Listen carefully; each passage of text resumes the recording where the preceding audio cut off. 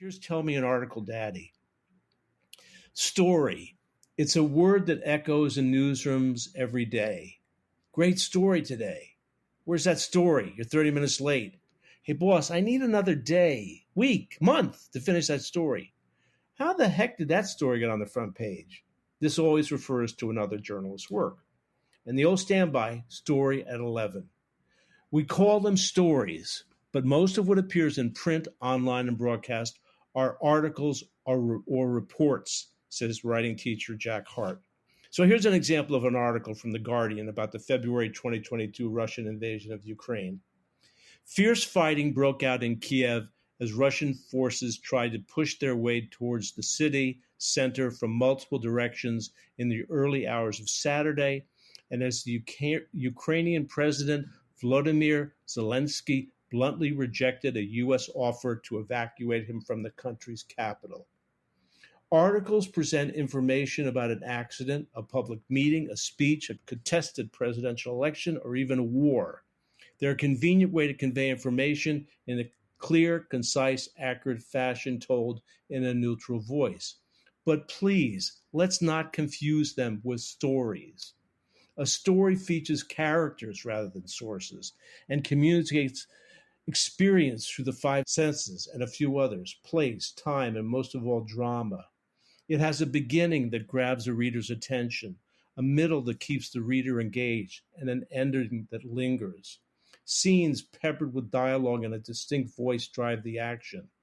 Here's how Mitchell S. Jackson opened 12 Seconds and a Life, his runner's world story about the murder of Ahmaud Arbery, a black man, by three white men in 2020 while jogging through their suburban Georgia neighborhood.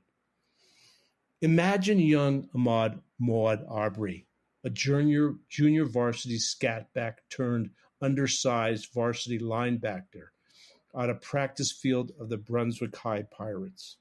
The head coach has divided the squad into offense and defense and has his offense running the plays of their next opponent.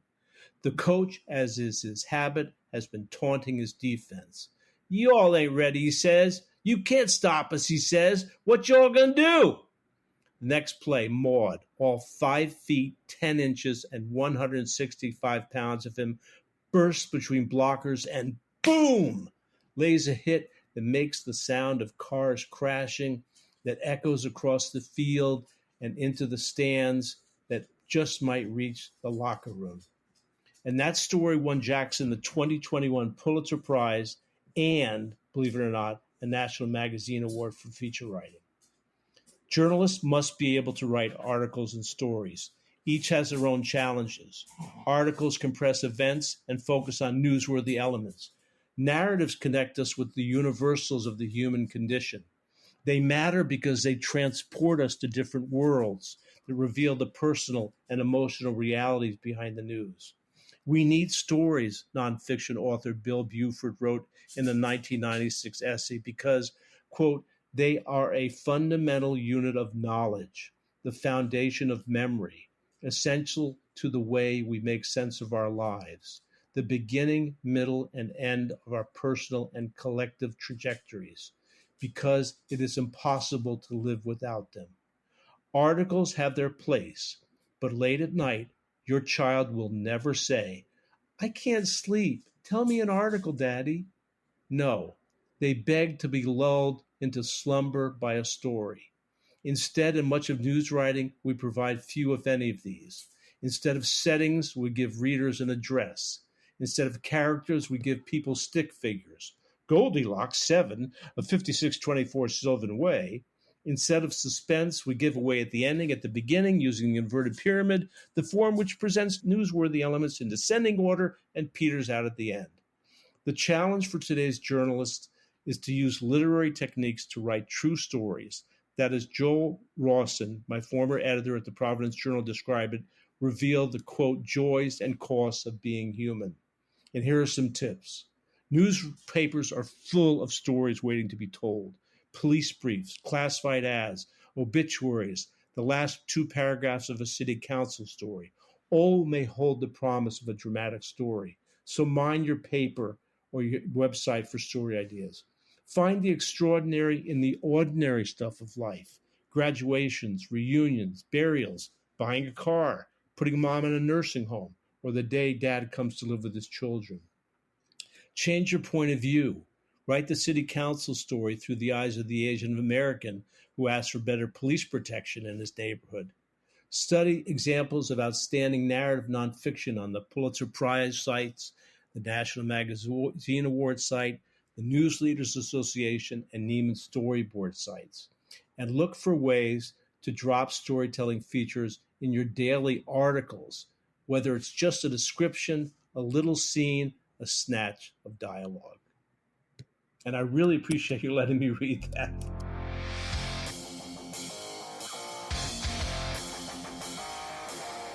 Well, that was a different way to open up the show. That's Chip Scanlan, whose latest book is 33 Ways Not to Screw Up Your Journalism. It'll be out mid-June-ish. It's a snappy little read that addresses a lot of common pitfalls many Cub and seasoned reporters face and how best to address them.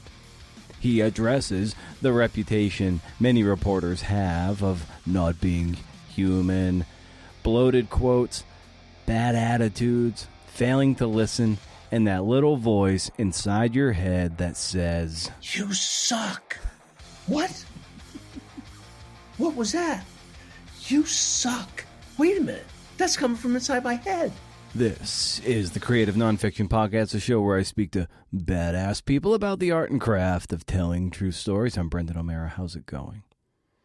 I want to remind you to keep the conversation going on Twitter at CNFPod or Instagram Creative Nonfiction Podcast. You can support the podcast by becoming a paid member at patreon.com/CNFPod. As I say, the show is free, but it sure as hell ain't cheap. Members get transcripts, chances to ask questions of future guests, and I give away some cool stuff sometimes. If this book proposal I'm waiting to hear back on sells, you better believe I'll be sharing it with you. And if it doesn't sell, pie to the face. Also, this episode and for the next 7 or 8, there'll be a mid-roll ad. If you don't want to hear that ad in the middle of the show, I'm dropping the file ad-free for all patrons on the Patreon page. Yet another wickedly exciting perk. Free ways to support the show: you can always leave a kind review or rating on Apple Podcasts or Spotify. Hell, it doesn't even have to be kind. They're the best ones, but you know, if you're feeling like I'm a piece of shit asshole and you want to say 1 star piece of shit asshole, go for it. And I might even read it right here. You know, why not? You know, we're not monsters here, but I've got a 5-star one here from someone whose handle is me, titled, "Excellent guests, great questions." Okay, I'll start with this. I don't love the music, and I fast forward through a lot of the host's chatter at the beginning. Sorry, but that's easy to do, and the lineup of guests and topics hits so many points of interest for me, and Brendan's passion and persistent, thoughtful questions draw them out so well that I find myself looking for another segment to listen to as soon as I finish one. It's a masterclass in nonfiction writing. Wouldn't you know that I got hung up on the chatter part of this review? No matter. I suspect this person, whoever he or she or they may be, has already skipped through this part. But it's still an amazing 5-star review, and if you leave one, I will read it right here in the chatter section. Be sure to head over to BrendanO'Mara.com for show notes and to sign up for my up to 11 Rage Against the Algorithm CNF and monthly newsletter. First of the month, no spam. So far as I can tell, you can't beat it. Okay, so Chip is here. He's at Chip Scanlan on Twitter. I recommend his newsletter for writing tips and inspiration. You can even listen back to episode 292 when his other book, Writers on Writing, came out. So let's just get to it, CNFers. Okay, here's Chip Scanlan. All right.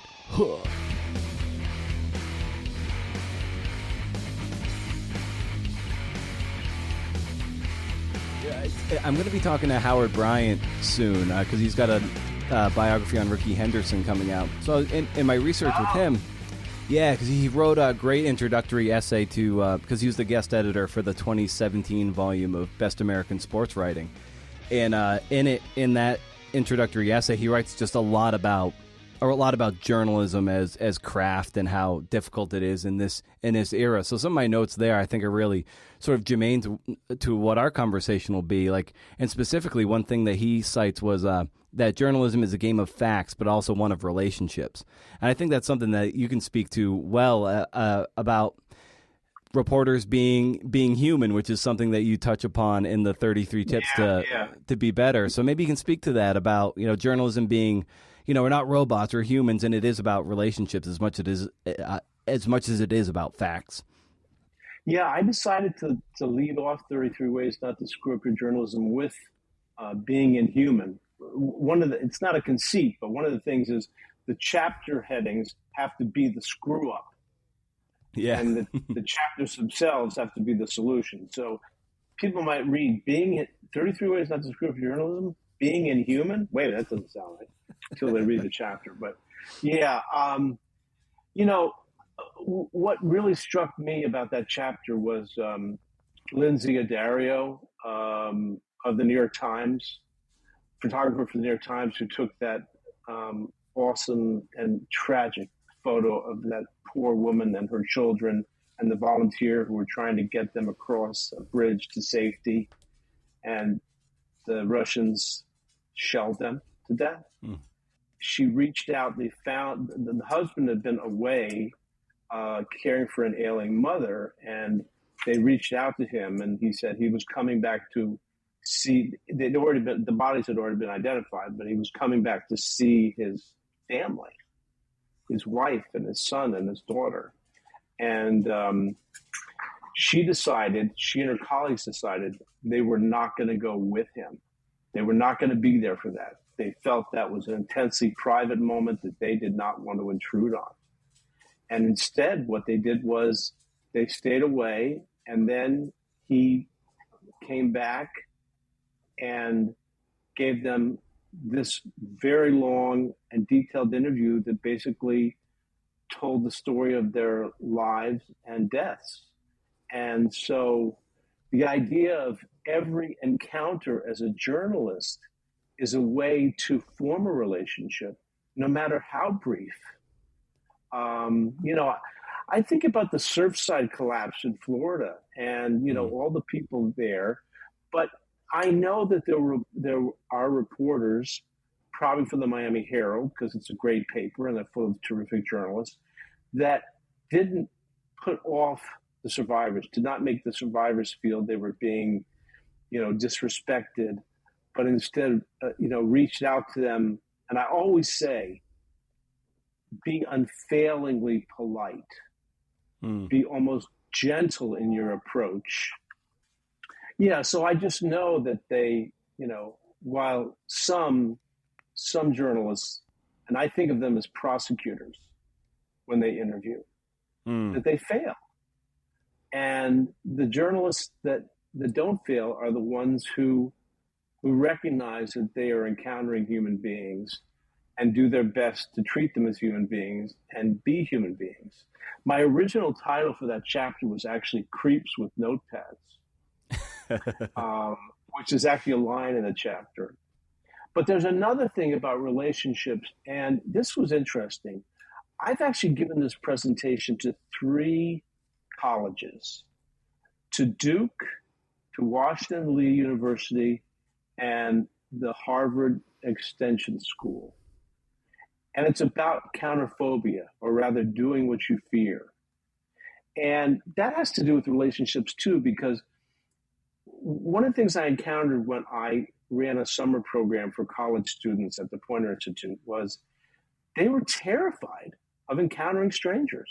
And so I was, in a sense, it's one of the reasons that one student called it, and it was quoted in Washington Journalism Review, called it a boot camp. The very first day, I said, okay, here's your assignment. You've got notepads. We've given you notepads with Pointer logos, and you got a Pointer pen. And your assignment is to go out and find 5 strangers, introduce yourself, get their name and their address, and if you can get their age, some people are sensitive about that, and ask them their comment on whatever story was hot that day. And I'll never forget, because Steve Myers said he started out with a nausea in the pit of his stomach, but by the time he had finished knocking on every door on 54th Street, he knew he could do it. And Steve Myers went on to work for the New Orleans Times-Picayune, was an investigations editor at USA Today, and is now a regional investigations editor at ProPublica. And I'm not saying he's those things because I told him to do that, but because he's an incredibly smart and talented guy. But the fact was, he was like everybody else in that class. And like these students that I've encountered with teachers tell me, my students are afraid to go out and talk to people at every one of these places. At the Harvard Extension School, I wasn't dealing with college kids. I was dealing with, in some cases, middle-aged people who said the same thing. So that it's so important to see journalism as a field built on relationships. And I think it's such a great question, Brendan, because I think that's what it's all about. It's creating very quickly and having to create very quickly a relationship with someone so that they will tell you what's on their mind, and if you're lucky, what's in their heart. Yeah, the getting to the point of having some degree of confidence or comfort with being uncomfortable and approaching strangers and approaching people who might be experiencing some degree of trauma, and that it's incumbent upon you to cover it sensitively. But I think it's just like what Debbie Millman sometimes says is that when you first start driving, you don't have car confidence yet. You're a bit tentative. Certain things don't come as second nature. And then over time, the more and more you drive, the more things become second nature, and you can do it. So I think it's a lot like this. The more and more you can talk to strangers and do it, like you say, being unfailingly polite, especially in with sensitive subject matters, is that over time it's like, okay, it is a muscle, and you become more confident and you become more skilled at being able to broach the conversations and then and just talk to people with an empathetic ear to be able to tell these very human stories. But it starts with that fear, and then you work through it and you build that confidence.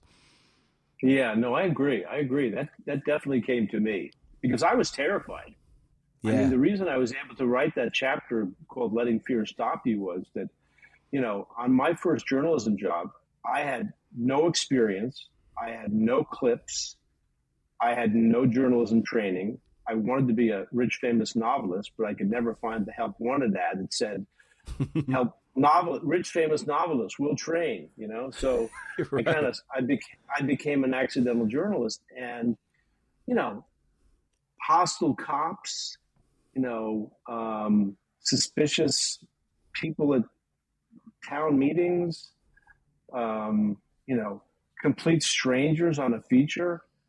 I was terrified. And so when I did go to journalism, and my teacher said, just as an aside, if you want to be a journalist, you have to be counterphobic. And my hand just shot up. I said, what does that mean? And he said, do what you fear. And Professor Mencher was his name, and he remains at 95, a mentor to me. He really struck a nerve. And I have to tell you, Monica Hess, and this is a few years back, but I don't think the situation's changed. She's a columnist for the Washington Post, and she tweeted, and I plucked it out and I put it in the book. She said, I don't think most people realize how horrifically, painfully shy most reporters are. Yeah. She was on a presidential campaign trail. She said, I give myself an M&M for every human being I interview. Oh, this episode is brought to you by Athletic Greens. Listen, you've probably heard of these guys, and I have yet to try this product, but what I dig about them is that they're plant-based, which is important to me. Otherwise, this would be a non-starter. With one delicious scoop, you get 75. Wow, that's a lot. Right, Hank? 75 high-quality vitamins, minerals, whole food, sourced superfoods, probiotics, and adaptogens to help you start your day right. This special blend of ingredients supports gut health, nervous system, immune system, energy, recovery, focus, and aging. All the things. I'm excited to dig into this stuff because it's vegan.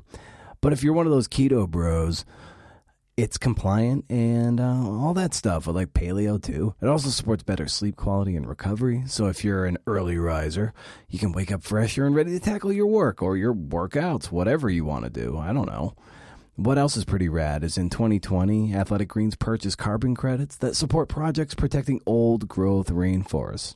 If you want to experience Athletic Greens, to make it easy, Athletic Greens is going to give you a free 1-year supply of immune-supporting vitamin D and 5 free travel packs with your first purchase. All you have to do is visit athleticgreens.com/emerging.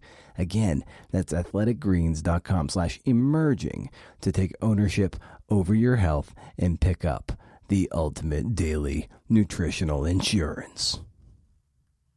And, I think of Joe Drape, too, who is, he cut his teeth as, I forget where exactly. He covers sports for New York Times. He's been doing that since 98. But at a newspaper he cut his teeth at, it might have been in Texas. I think I think it was on Mother's Day, like the mother's son had or child had died in a car accident, and he was tasked with having to go on Mother's Day to interview the parents about this, and he was just kind of shitting his pants about it. And how am I going to do this? How am I going to do this? But when he got to the door, he was amazed that they really wanted to talk about their child who they just lost, and it kind of broke down that wall that it was like, okay, maybe I don't have to be as timid about this. Most people do want to talk, even if it's very, very sensitive. Yeah, I'm not exactly sure what chapter it is, but I had a similar experience. My father died when I was 10, and he was 46, and he left 6 kids and a 42-year-old widow and a pile of unpaid debts. And, I was communicating with someone who lost a father at that age, and he was talking about how it really marks you. And I said, it marks you stronger than a tattoo. And so at one point, if you had asked me at the Providence Journal, for example, where I worked for 8 years, what my beat was, I would have replied death. Because if a kid was run over by a school bus, if a girl a runaway walking across a train trestle had her leg cut off, it was like, where's Chip? And they sent me because I got the stories. And one of the reasons I got the stories was I always shared with them pretty quickly that I had lost my father when I was a kid. And I wasn't trying to snow them. I just wanted them to know that I did have some experience with this. So this one time, this poor young woman gets caught in the crossfire between the cops and a runaway parolee. I mean, it was ridiculous. And she gets killed. And of course, Chip, we need a Sunday takeout on her life and her death. And it's like, oh my God, I've got the knot in my stomach. And, I'm just dreading and wishing there was some way I could not go to the front door. And I got to the front door, and suddenly, in this is epiphanic an adjective? It is right now. in an epiphanic moment, when the father answered the door, I said, "Hi, I'm Chip Scanlan. I'm a reporter with the Providence Journal. And I just wanted you to know we're writing a story about what happened to your daughter. And I didn't want you to pick up the paper Sunday and ask, well, couldn't they have at least asked if we wanted to say something? And within minutes, they've taken me into the young woman's bedroom, their daughter's bedroom, and there on the bed is, copperware that I'm sorry, I forgot to say she was engaged to be married. And there is copperware that she's just received. And there is her hope chest opened up. And, in only the way a journalist can say about a tragic story, it was a really good story. You're embarrassed saying that, but, when you get the kind of intimate details about someone, it does make for a good story.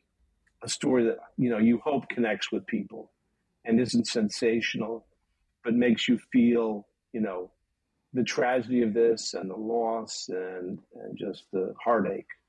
Yeah, I like that you write in the book, too, that talent may open the door, but attitude gets you inside the room. So, what is it about attitude, especially when we're a lot of reporters are kind of overworked, they're tired, bitter about just their standing, whether it be in the newsroom or just industry in general, that how can we control and maybe have a better attitude and bring that to the work?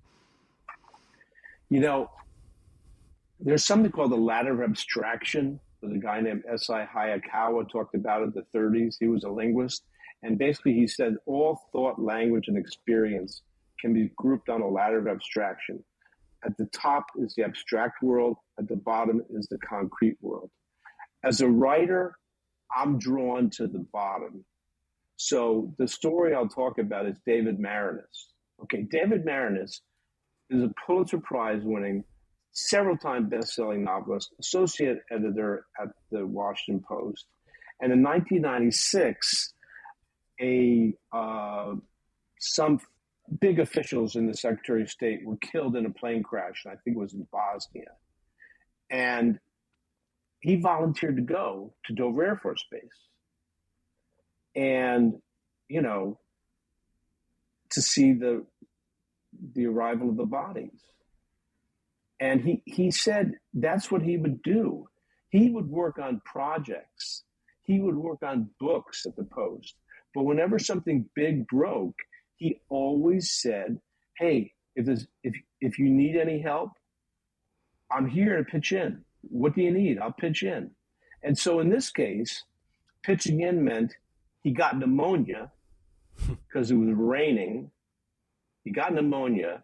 He also won $10,000 for the American Society of Newspaper Editors Award for Jesse Leventhal Award for deadline reporting. But he just demonstrated, and he said, a lot of reporters, they kind of clash with their editors about this stuff. And he said, I find when I offer to help that there's a fair exchange. They give me, I give them something, they give me space.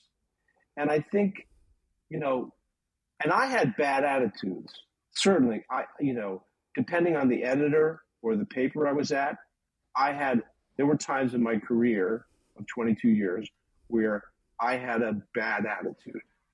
And it had to do with, again, relationships, a relationship with an editor. But I did find that when I embraced the idea that, hey, come in, I think my editor, Joel Ross, said, look, just come in, not with a smile, but come in ready to do the work. That's all we ask. Just come in ready to do the work. Mm-hmm. And, that's really the only attitude a journalist needs is, I'm ready to do the work. I hope I can do it well. I don't know if I will do it well. I have no idea. My confidence level today is really low, but I'm ready to do the work. And with that kind of attitude, I think you're going to shine. They're going to start saying, this person is really here for us. And he's not like the one sitting at the desk next to him, or her with the sourpuss, and is saying, my editors suck. I don't get any good assignments. They cut my copy all the time. Instead, that's the person that they're going to go the extra mile for, I think. And so that's why I Yeah. say, talent is one thing, but it's attitude. It's attitude that matters, I think, more than talent. I really do. Yeah, no, I agree. I think it's in any field or whatever, you're gonna deal with so many headaches that just come with the day to day grind of things. So it's a matter of reframing things in your head to just get a like, oh, this is something that I get to do versus something that I have to do. Those kind of little Jedi mind tricks that you can play on your own brain. And I think maybe reporters these days need that more than ever, because it can be hard to sometimes get up and have to churn out so many stories a day, and it feels like you're not making any degree of headway or impact. So maybe with that said, and you've already kind of alluded to it, it's like how can reporters maybe glean a bit more satisfaction from their day-to-day work? I think, one of the chapters is called Missing Multimedia.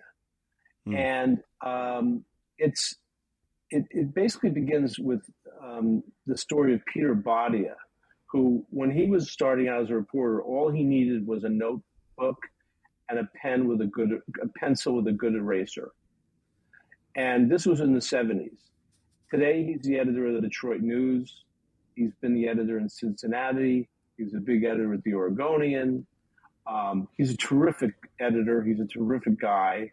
And, he says nothing makes him happier now than seeing one of his reporters live streaming from Michigan Stadium. Hmm. And so I think one of the ways is to think as creatively as possible, is to say, okay, look, they're really giving me boring stuff to do, but if I can come up with something exciting for them, if I can actually try, you talked about Jedi mind tricks. If I can kind of figure what is it that they want, what is it that they really want? Okay, if they want 4 stories a day, well, okay. Oh, I never had to do that. I don't know how people do it. It can't be done very well, but and to be honest, if you're in a place where they're demanding 4 stories a day and you are not being professionally and personally satisfied, my advice is to quit and go someplace else. Yeah. It's like you should not have to subject yourself to that, because you should be in a place where, okay, I'm going to give you what you want, but I want to know what you need, and I want to tell you what I need to do. And I think it's about communication. The thing is, journalism is about communication, and journalists suck at communicating. They really do. They don't communicate with their editors well. Editors don't communicate with reporters well. But in terms of story craft too, I like the part where you talk about focus and organizing. So maybe when you're dealing with a longer story, and these are things that I love talking about on this show too, is how can people be better at honing their focus on their stories and then going about organizing their notes and their transcripts and everything so that they can execute the best possible story. Yeah, sure. That's a great question, and one that I really like talking about, because I have the great fortune of doing annotations for Neiman's Storyboard, where I get to interview ProPublica writers, New York Times writers, New Yorker writers, about their long form work.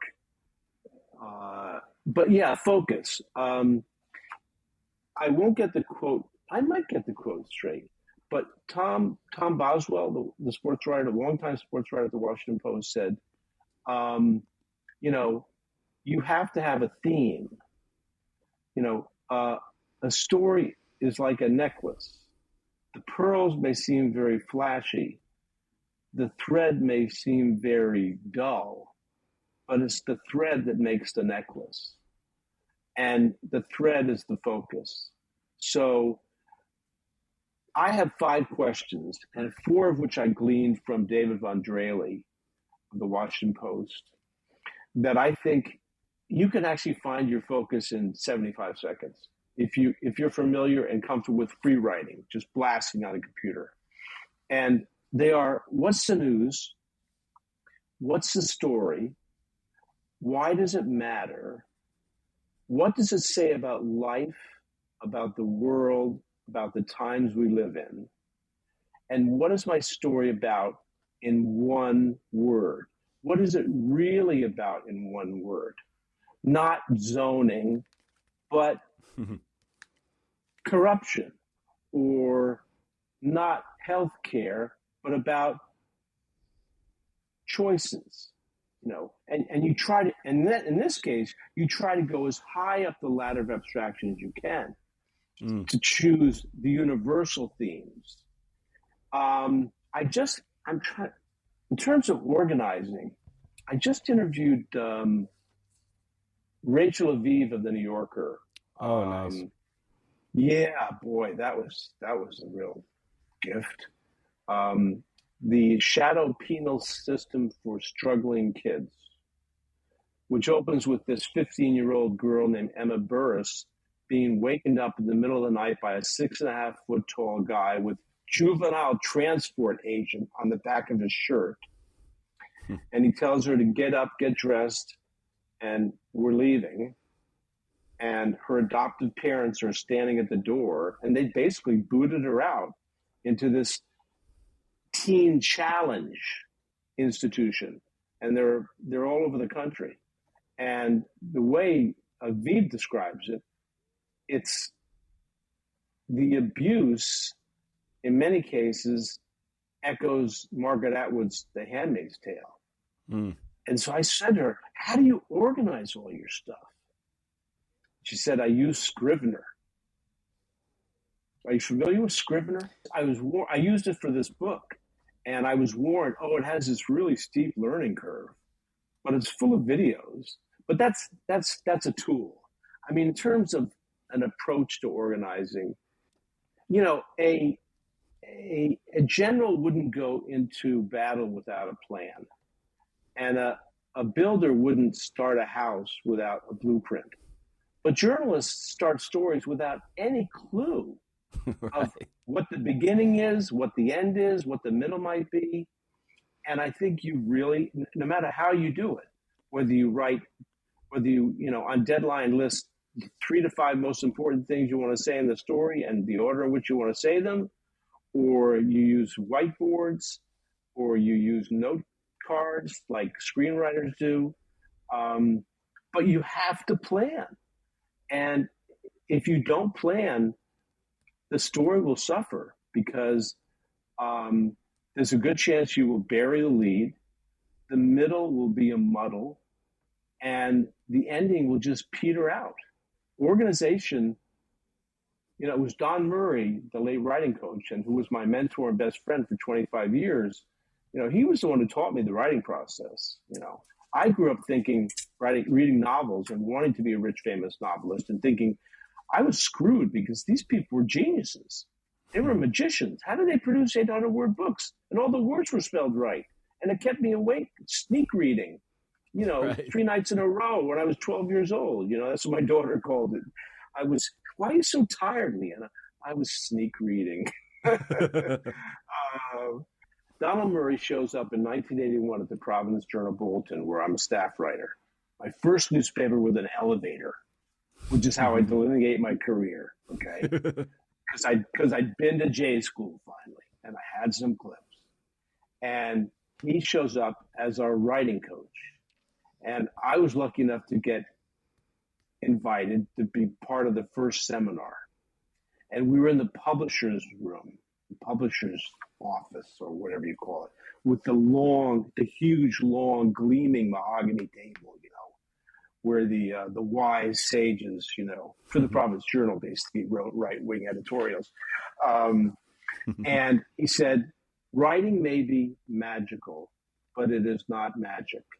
It is a rational process, a series of decisions and steps that every writer takes and makes and takes, no matter the genre, the length, or the deadline. And I'm like, give me the paper. I'm writing. I'm scribbling as fast as I can, because what he was telling me was I didn't have to be a magician. I just had to know that you begin with an idea or an assignment. You go out and you begin to collect information. You report. And then you have this massive information and you're kind of lost in it, and you have to focus. You have to find out what is the kernel, what is the theme, what is Tom Boswell's thread on the jewelry necklace, on the necklace, and then you have to organize, and then you draft. And for someone who basically sat at a typewriter and just banged away trying to come up with something, this was just unheard of. That you actually do these things in order. You don't just start writing, and then he said, so you organize, you draft, and then you revise. But he said this process is recursive, that you're always circling back. And this, you're always circling back. You've got, and then you go, wait a minute, I've got a hole in this reporting. I got to go back out. I got to call that person back up. You know what I mean? Yeah. You just have to keep circling back. And so, that for me was that was the single most important element of my education as a writer. Yeah. And to that point you saying of like going back out or making that call, like you make a point in this book too of doing a lot of things, if you can, face to face, which is something that in a digital era where a lot of us are so digitally tethered, and it's very easy to DM people and email people, and to a lesser text people, to a lesser extent even phone calls. But having those interactions, voice to voice, face to face, is almost a lost art now. And so I liked hearing you say, like, go back out for more information. Yeah, Jeff Edgers, who's the he's either the rock critic or the pop. I don't think he's a music critic for the Washington Post. He refuses to do email interviews with recording artists. Yeah. He just refuses. He will not do email interviews. You want a story in the Post? You got to come talk. I got to come talk to you. The thing is, one of the things reporters don't realize is how much power they have. Because between the time they get an assignment or an idea of theirs is approved, and the time the editor gets their copy, the editor is powerless. And so what's to keep you from just hitting the bricks, getting in your car, going someplace, meeting somebody at a Starbucks, 10 minutes from the office? Nothing. It's just, it's entropy, if that's the correct word. It may not be, but since I came up with epiphanic, who knows? Right. I think it is entropy, and journalistic entropy. That'd be the 34th way not to screw up your journalism. Pure chaos, journalistic entropy. Journalistic entropy. Yeah. I mean, it's easy to sit in your chair. It's easy to DM, and it's easy to email. And of course, sometimes you have to. Sometimes you have no choice but to Zoom. There's just no other way. And of course, during COVID, during the pandemic, the height of the pandemic, during the lockdown, and who knows what's going to happen coming up, we don't know, there was no choice. Jose A. De Real of the Washington Post, who's another person I feature in the book, he was locked down, but he wanted to do a story about families dealing with a family member who had bought into conspiracy theories. So he just, he's in his 30s. So he's a digital native.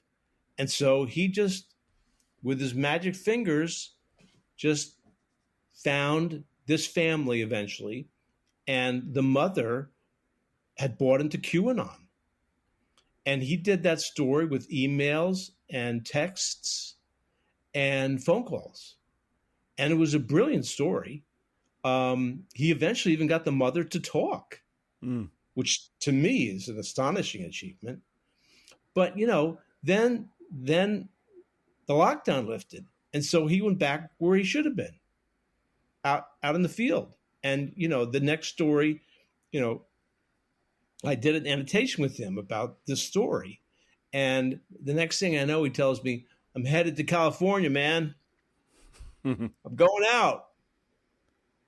And maybe you can't be as lucky as to head to California, but there's nothing that says between the time you get the assignment and the time hand the story in that you cannot leave the building. I mean, there are editors who feel more comfortable seeing bodies in chairs, and maybe might be frightened by the notion of an empty newsroom. But I mean, there were times with that summer program, that boot camp I ran, if I came into the newsroom and they weren't writing, I was not very polite. I said, "Get the hell out of here. What are you doing? Get out of here. Get out on you've got beats. You've got community beats. Get out there." That's what editors should be screaming at people sitting in their chairs. And bad on them if they're not. But if they're not, there's no reason that you can't do it. And there's no reason that you shouldn't do it. Not if you want the kind of stories that you're talking about. I think you need to talk about the radio station You Suck FM. Oh, You Suck FM. Thank you. That name came from a Los Angeles Times editor who, when I told this story, I said, "You know how it is? You got your fingers at the keyboard, you're just about ready to write, and you hear this whisper, 'You suck.'" What? What was that? "You suck." Wait a minute. That's coming from inside my head. "You suck." Wait a minute. I don't suck. I had that story. Yeah, I know you had the story yesterday, but you've lost it. You've lost it. You didn't have any talent to begin with. You suck. And I told this in so many seminars, and people just cracked up because they all recognized it, And I have to admit, I'm a profane. I'm an ex. I'm not an ex. I am a profane ex golf caddy who was taught to curse by angry golfers, and a profane ex newspaper reporter who was taught to curse even better in newsrooms. So, my voice says "you suck." And one time I'm at the LA Times doing a seminar, and the editor goes, "Oh yeah, it's like, I know what you mean. It's like a radio station playing in your head." I said, "Oh my God, You Suck FM." And I said, "We should have a playlist. And the first song should be Soy un Perdedor by Beck. I'm a loser, baby, so why don't you kill me?" Yeah. But to be a little more, a little less profane, Sigmund Freud said, not to me, of course, but in the interpretation of dreams, he talked about a letter he received from the composer August Schiller, who was writing to a friend who was blocked. And he said, essentially, "There is a watcher at the gate in your mind, and that watcher is preventing you from your creative thoughts getting past." And it wasn't Margaret Atwood, and I'm blanking it. It might be Margaret Atwood. No, it's not Margaret Atwood. No, I'm blanking on who it was. But if you Google "Watcher at the Gates," and everybody should Google "Watcher at the Gate," because it'll come up with this terrific essay by this writer, and I'm embarrassed to say I can't remember her name, but you'll find that an essay about it, because she describes the watcher at her gate. And the whole idea of You Suck FM is to sensitize people to the idea that they have this inner critic, and how do you get past it? Well, the way you get past it is, what I say is, Lower your standards. And people are like, what? In fact, I don't just lower my standards, folks. I abandon them. I try to write as badly as possible. Because first of all, just as you can't sit down and write a Pulitzer Prize winning story, you can't sit down and consciously write a terrible story. I don't think. Yeah. So when my fingers are paused over the keyboard, they start flying. And I start with, oh man, I'm so burned out. I'm so tired. My eyes are burning. I don't have anything to write. I have nothing to say. And there's nothing. You know what I was just thinking about? I remember when I was 12 years old and my grandfather, Baba, lived in the bachelor's quarters of the YMCA in Greenwich, Connecticut, with a Jehovah's Witness who used to steal his ties. And he had a steamer trunk with all his belongings, and I would deliver my newspapers and then go visit him. And he was about 6'3" or so, and I was about 4 feet tall. But I would stand on the tips of his, I don't know if they were brogues or what they were, but they were, black leather shoes, and take his hands and lift him up out of his chair. And this is what's out on the screen now. And I'm saying to myself, holy shit. Like I said, I'm profane. I've got a story here. There's a story here that I had no idea was going to come from. I had no idea it was going to come. But by just lowering my standards, letting the gate lift, silencing the inner critic, letting the creative mind flower, that's how you produce, I think, well, at least drafts that you can, sometimes you create great stuff off the bat, but generally speaking, you create drafts that you can revise and revise and revise, because writing is all about one thing, as you know, Brendan. Writing is about revision, all about revision. And so that's You Suck FM. I hope that's told the story of You Suck FM. Right. I invite people to tune in and then tune out. Yeah, exactly. That radio station has played in my head for decades, so I'm very aware of it. Independent of writing, it was just there, in myriad forms, and so I can relate to that. And but I think to your point too about just to generate these stories, of course, you have to be a good curator and a good gatherer of information. And I think if you've ever been in a press pool or a big press conference, one thing that I've always noticed was how verbose a lot of reporters are, and their questions are very, very long-winded.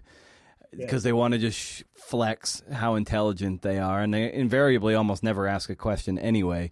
But I think this gets to a point of it's not just asking good questions; it's actually being a good listener. And there's a point where you write just shut up. And I loved seeing that, because so often I'm not shutting up right now, but it's one of those things. It's one of those things where try to ask the question and get out of the way, and it's okay to look like an idiot. Just shut up. Yeah, Barack Obama once did ask a reporter, "Is there a question there? Is there a question?" I think he said, "Is there a question in there?"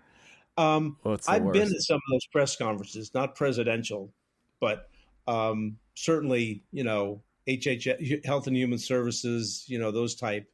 And I've watched enough and studied enough presidential press conferences to know that, and having been in Washington for 5 years, I understand. You get up, he's called on you, and you've got one chance.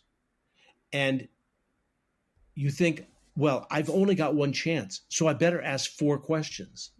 Instead of doing what every interviewer has to do, which is, first of all, write the question, script it, make sure it's open-ended, begins with how, why, where, what, and because those are conversation starters, and you script it and you deliver it.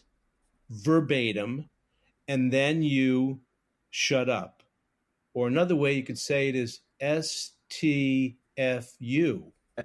But I reference Robert Caro, who has been writing these magisterial biographies of Lyndon Baines Johnson, a notoriously and understandably private man, given corrupt nature of him, his corrupt nature, and he's gotten these people, these taciturn and closed-mouthed Texans and Washington insiders, to tell him stuff that make his books just astonishing discoveries. And he says, I tell myself inside my head, shut up. And I also write it in my notebook. And if anybody went through my notepads, they would see over and over, SU, SU, SU, SU. Just ask one question and shut up. And if you have a problem with that, and I know a lot of reporters do, because in the same way that they're afraid of strangers, they're afraid of silence. And they have to understand is everyone is afraid of silence. Everyone is, it hangs between us, and we rush to fill it. And it may be a little, I can't think of the word, but it may be a little, it sounds a little manipulative, but it's a professional habit that you ask a question and you be quiet, because a couple of things happen. First of all, you should count to 10 inside your head. If you have a problem with it, you should just inside count to 10, even if your stomach is, aching, because you're so terrified, because people cannot abide silence. And two things will happen. Your source will rush in to fill the silence. And that's, of course, good, because you get stuff you can quote. But more importantly, and I think this is the singular most important aspect of this idea of shutting up, is that people say, you know what? This person wants to listen to me. Yeah. I'm used to people, jumping on me, jumping on my words as soon as I say something. You do a couple of those questions and you signal that you're going to shut up for 10 seconds. You signal to people, I want to hear what you have to say. I really want to hear what you have to say. I'm just not looking for a grab-ass quote. I want to know what's in your head. I want to know what's in your heart. And I'm here to listen to you. And whether I've got 5 minutes or not, or 15 minutes or 2 hours, I can count to 10 to wait. Sure. Oh, fantastic. Well, this is great. Like I said, Chip, the book I think is an incredible tool that any reporter and editor can just tuck in their back pocket or right in a very easily accessible drawer and be able to page through and go to the gym, so to speak, for their journalistic craft. So I think it's a great, gift to the journalism world. So I commend you for doing it. And I ate the book up, and I think it's just a great act of service for the craft of journalism. So thanks so much for the work. You're very generous, Brendan. You always are, to every writer you interview. And I appreciate that very much. Thank you.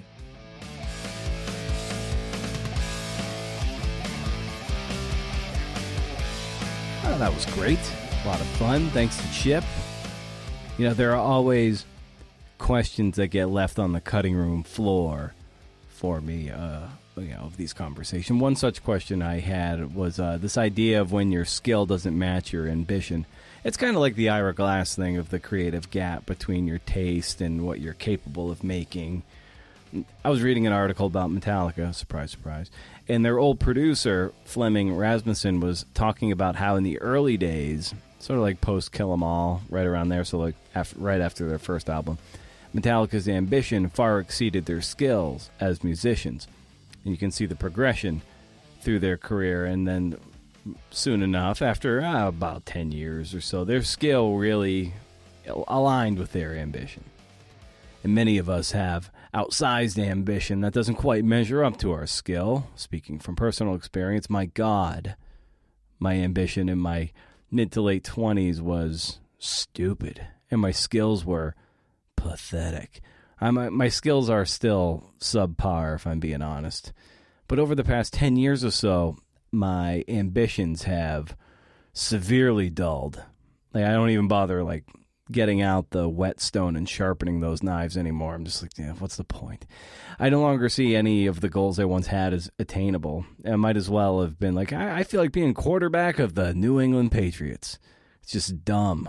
Well, I'm going to dunk on a 10-foot rim. You can't. Anyway, I got a bad head. My dad always said the world needs ditch diggers, and he seemed to think that wouldn't include people like me, which was why he was so disappointed in me when I worked as a janitor in college and was disappointed I chose to become a journalist, writer, whatever the hell I am. But I also thought somewhat differently when he said the world needs ditch diggers, because I thought I'm no better than any ditch digger. I've actually dug ditches. It sucks, but I'm no better than those people who have to dig ditches. I've had choices others don't have, born of unthinkable privilege. I reek of privilege. All the more frustrating that I haven't made anything of myself. But that's my problem. That is a me problem. In order for people to win, there's got to be losers. So I don't have much ambition anymore. Better off the people with more skills and ambition, craven ambition. Let them have the spoils. But my skills haven't got from back then, from the 20s and even the early 30s and probably even the mid to late 30s. My skills have gotten far, far better. So at least the ambition, the wilting ambition, is a little more coupled to the skill component. I remember thinking how badly I wanted to be like Wright Thompson or Howard Bryant or Susan Orlean, all these people who would get in the best American sports writing. I was just like, I want that. Wouldn't that be great? But I also wanted to be Cal Ripken and Nomar Garcia-Parra, and that brought me nothing but pain and frustration, bitterness and self-loathing. Yeah, I'll never be as good as Thompson or Brian Orlean or Tad Friend or Bryn Jonathan Butler or Leah Satilli, and on and on and on. The list is awful long. Listen, I know I can only be myself. There's no sense in comparing. But it was my craven ambition as a baseball player that made me hate baseball. Just because I'm not a pro-caliber writer doesn't mean I'm going to stop trying. But it does mean I have to drastically lower my expectations, extinguish my ambitions, and just ride the river of discontent for the next 40 years. Oh, my God, he must be sick of me. Shit. I'll stop, I swear. I'll be better. Maybe next week. So stay wild, CNFers. And if you can do, interview. See ya.